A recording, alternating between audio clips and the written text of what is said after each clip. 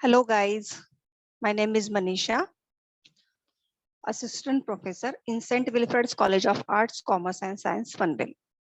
So in this tutorial, we discuss about the introduction of green computing. So green computing, that is the next wave in computing. Guys, आपने नाम इसके पहले भी कई बार सुना होगा कि ये ग्रीन कंप्यूटिंग है क्या actually? Green that is the environment, पर्यावरण. Computing that is the processing.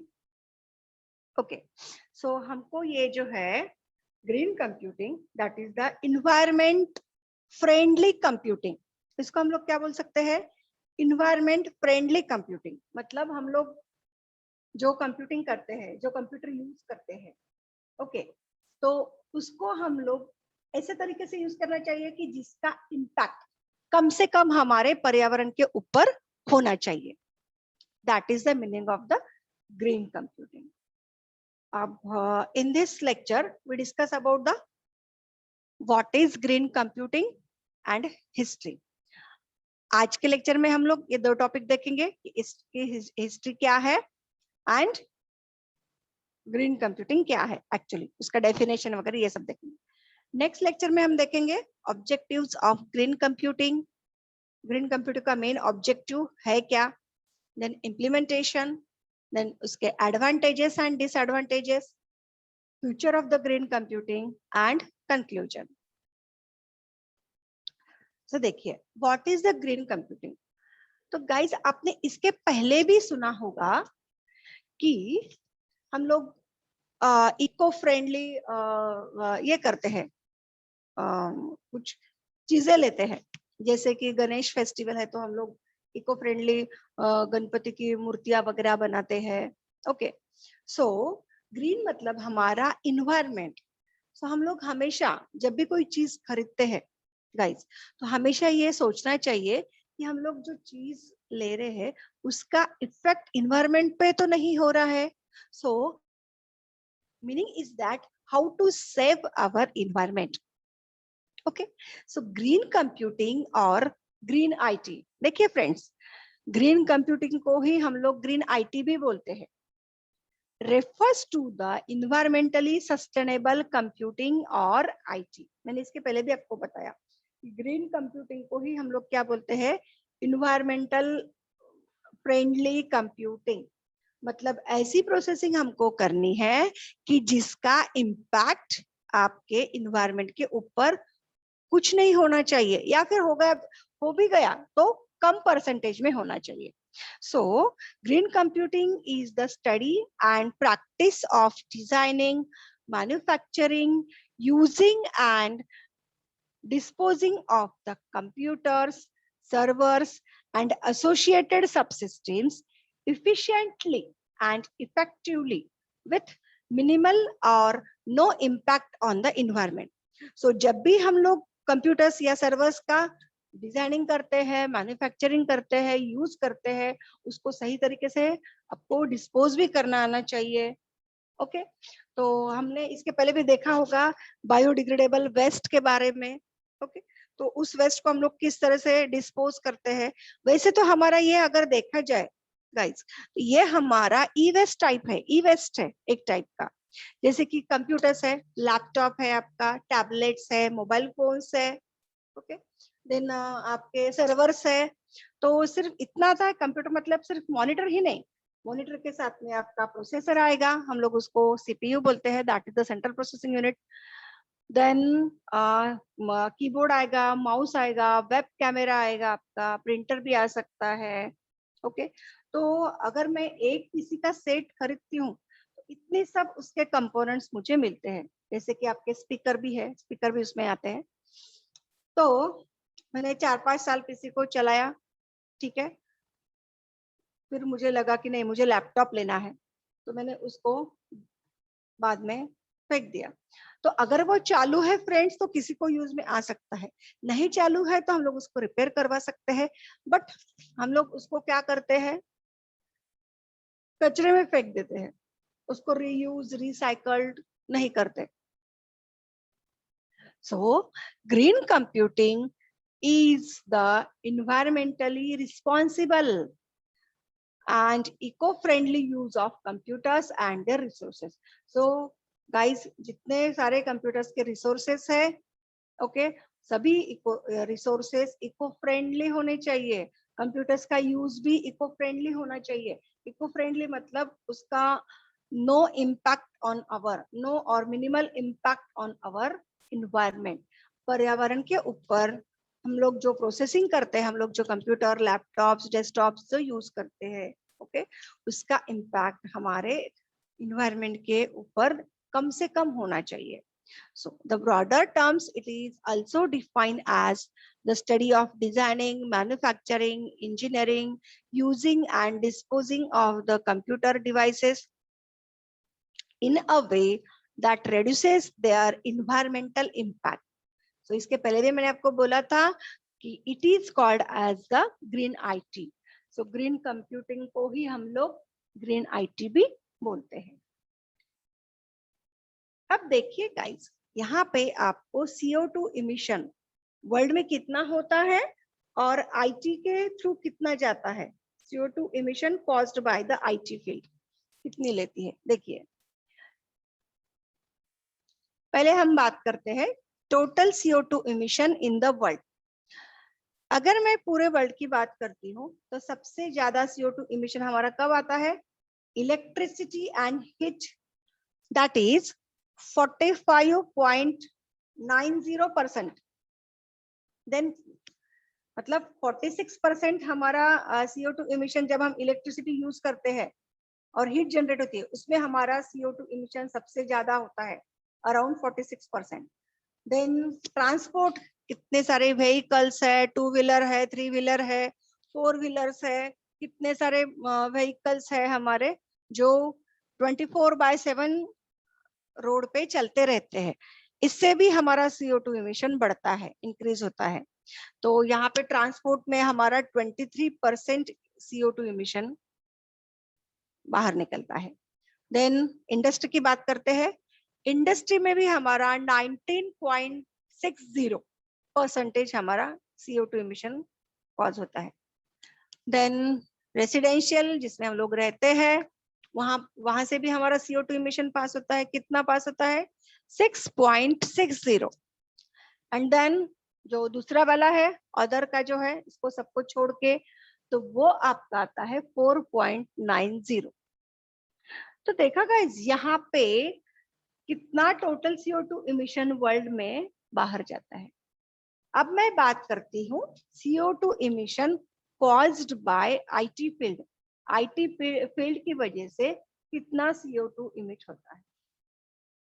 देखिए, मैंने आपको पहले भी बोला था, अभी भी बोलती हूँ, पीसीज एंड मॉनिटर्स, जो पीसी रहते हैं, लैपटॉप हो चाहे आपका डेस्कटॉप हो, मॉनिटर है, टीवी है, ओके, इसमें हमारा CO2 40% इमिट होता है. देन जो हम लोग सर्वर यूज करते हैं कंप्यूटर साथ में नेटवर्किंग के लिए, उसमें भी हमारा 23% CO2 इमिशन है. देन फिक्स्ड लाइन टेलीकम्युनिकेशन, हम लोग उसको बोलते हैं लैंडलाइन फोन्स, उसमें भी हमारा 15% CO2 इमिशन है. देन मोबाइल टेलीकम्युनिकेशन, जो मोबाइल से हम लोग कम्युनिकेशन करते हैं, उसमें हमारा 9% जाता है. देन लैन है आपका, LAN that is the local area network, okay. And office telecommunication, उसमें जो टेलीकम्युनिकेशन होता है उसमें हमारा 7% जाता है. एंड प्रिंटर्स है, तो प्रिंटर्स में हमारा गाइज 6% जाता है, ओके. सो आप देखिए, सोचो कि CO2 इमिशन IT फील्ड की वजह से कितना ज्यादा इमिट हो रहा है. सो conceptualizing green IT and data center power and cooling issues, Gartner research. तो यहाँ पे गार्टनर ने एक रिसर्च किया था और उस कंसेप्ट को उसने पब्लिश किया था. उसका पेपर नंबर है G00150322. Move to the next slide. See how computing harm the environment. Cost of the spam, that is the cost spam messages. See, yeah, see guys, carefully. 62 trillion spam messages in 2014. 2014 में 62 trillion million भी नहीं, billion भी नहीं, trillion spam messages थे 2014 में. 0.3 grams of carbon dioxide CO2 पर message. अगर एक मैसेज की भी मैं बात करती हूँ तो उसमें 0.3 grams of carbon dioxide emit होता है. तो आप सोचो कि 62 ट्रिलियन स्पैम मैसेजेस में कितना CO2 होगा emit. Annual spam energy use the 33 terawatt hours and equivalent to the electricity used in 2.4 million homes every year. So हम लोग जो घर में जो इलेक्ट्रिसिटी यूज करते हैं वो कितनी जाती है हर एक साल में? 2.4 million. The CO2 dissipated from sleeping devices equals to 1/7 the CO2 emitted by an automobile. See again how the computing harm to the environment.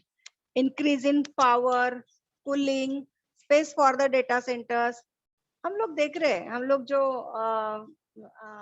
आपकी ये है शॉपिंग वेबसाइट्स है, जैसे कि आपकी Amazon है, फ्लिपकार्ट है, देन आपका शॉपक्लूज है, बहुत सारे वेबसाइट्स है. तो आप क्या करते हो, उनके पास कितने सारे 10 लाख का 1 करोड़ इसका कस्टमर का डेटा होता है, तो वो कहाँ पे स्टोर करते हैं ये सब data? That is in the data centres. सो जितना डेटा सेव होगा उतनी ज्यादा पावर उनको लगती है. So the increase in power मतलब जो है एनर्जी जो है, ज्यादा एनर्जी डिमांड बढ़ गई है. जितना ज्यादा डेटा सेंटर्स हम स्पेस लगता है डेटा सेंटर्स को, उनको कूलिंग भी लगती है, cooling and the space for the data centers. Then अब देखिए 2007 में, इन 2007 $4.5 बिलियन ऑफ इलेक्ट्रिसिटी, 2007 में $4 बिलियन ऑफ इलेक्ट्रिसिटी हमको लगती थी. अब देखिए 2011 में $7.4 बिलियन ऑफ इलेक्ट्रिसिटी, और वही 2011 में ही उनका डबल हो गया. That is double of CO2 output, that is 62 million metric tons. तो देखिए 3-4 सालों में ही उसका जो डिजिट है वो डबल में हो गया. Okay, then how the computing harm to the environment by the electronic appliances, that is the e-waste material. जिनका काम नहीं है इलेक्ट्रॉनिक कंपोनेंट्स का, आपको उसको डिस्पोज आप घर पे नहीं कर सकते, बट आप उसको रिसाइकलिंग में दे सकते हैं. या फिर वो जो आते हैं ना लोग, क्या बोलते हैं लोग उसको, लवा लोखंड वाले, भंगार वाले, आप उनको भी दे सकते हो, वो तो रिसाइकल में डाल देते हैं. देन डेस्कटॉप रिक्वायर्स, डेस्कटॉप जो कंप्यूटर्स है, it requires 85 watts just to ideal monitor off. Okay, and पहले देखो गाइस, पहले जो मॉनिटर्स आते थे CRT में आते थे, that is the cathode ray tubes. अभी तो फिलहाल नहीं है, जैसे कि मैं जहाँ तक मैंने देखा है 2015 के बाद में लगभग वो दिखे नहीं मुझे. तो अभी तो कोई नहीं यूज करता क्योंकि उसमें बहुत ज्यादा हमारा इलेक्ट्रिसिटी यूज होता था.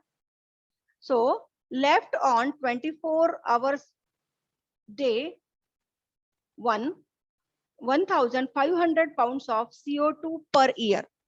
तो जितने डेस्कटॉप है मतलब मॉनिटर्स है, उसमें हमारा इतना ज्यादा CO2 इमिशन होता था. A tree absorbs between 3 and 15 pounds of CO2 each year. तो यहाँ पे जो है अप टू 500 ट्रीज, जो 500 पेड़ है, वो क्या करते थे, 3 से लेके 15 पाउंड तक CO2 एब्सॉर्ब करते हैं. Okay, then again how computing harm in the environment. आपको पता है गाइस, जो हम लोग CPU या फिर हमारा जो मॉनिटर है कीबोर्ड है, एंड देन हमारा लैपटॉप है, डेस्कटॉप है, ये छोड़ के, इसको छोड़ के और भी हमारे जो इलेक्ट्रॉनिक इक्विपमेंट्स है, तो मदरबोर्ड है हमारा, प्रोसेसर है अंदर, तो उसमें पता है आपको बहुत ज्यादा हजार्डस मटेरियल लगे हुए रहते हैं. So the hazardous material inside the computers कौन से हैं? कैडमियम है, ओके, जैसे कि आपका कैडमियम, मर्क्यूरी, लेड. सो कैडमियम क्या कर सकता है? Cadmium damage the kidneys, kidneys को कैडमियम डैमेज कर सकता है. देन मर्क्यूरी, न्यूरोलॉजिकल डैमेज हो सकता है मर्क्यूरी की वजह से. Lead, disturbed brain neurotransmitters, brain में भी प्रॉब्लम हो सकता है लीड की वजह से.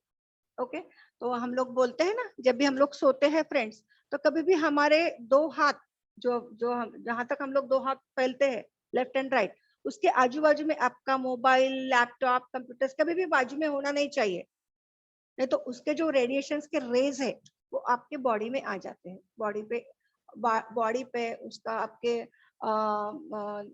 ब्रेन के ऊपर बहुत बैड इफेक्ट होता है. ओके, तो जब भी आप सोते हो, जब भी आपका काम नहीं है, आप उसको खाली छोड़ दो. और अगर आपने ये भी बात देखा होगा कि अगर आप दिन भर कंप्यूटर पे बैठे हुए रहते हैं, कुछ ना कुछ करते रहते हैं, तो आंखों को भी प्रॉब्लम हो सकती है आपकी. देन आप अगर मोबाइल्स पे हमारा आपका शुरू है कुछ ना कुछ, तो आपको थोड़े टाइम के बाद आप बहुत थक जाओगे, आपको बहुत बड़ी थकान महसूस होगी उसमें. Then history. See, the term green computing was probably coined shortly after the Energy Star program began back in 1992. ये कहाँ से इसकी शुरुआत हुई है? 1992 से. One of the first result of the green computing was the sleep mode function of the computer monitors. हमको पता है sleep modes पे, मैं आगे आपको बताऊंगी sleep mode क्या होता है. As the concept developed, green computing began to encompass thin client solution. अब ये थिन क्लाइंट क्या है फ्रेंड्स? थिन क्लाइंट्स का क्या मीनिंग होता है? थिन क्लाइंट सपोज एक टाइप की ऑपरेटिंग सिस्टम है, and it refers to a specific environmental tailored running and cut down the energy, and it is used for the remote connection. That is the thin client solution.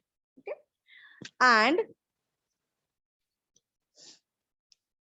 energy cost accounting, virtualization practices, e-waste is nothing but it is the electronic waste and etc. So I hope कि आपको आज का lecture समझ में आया होगा. So thank you.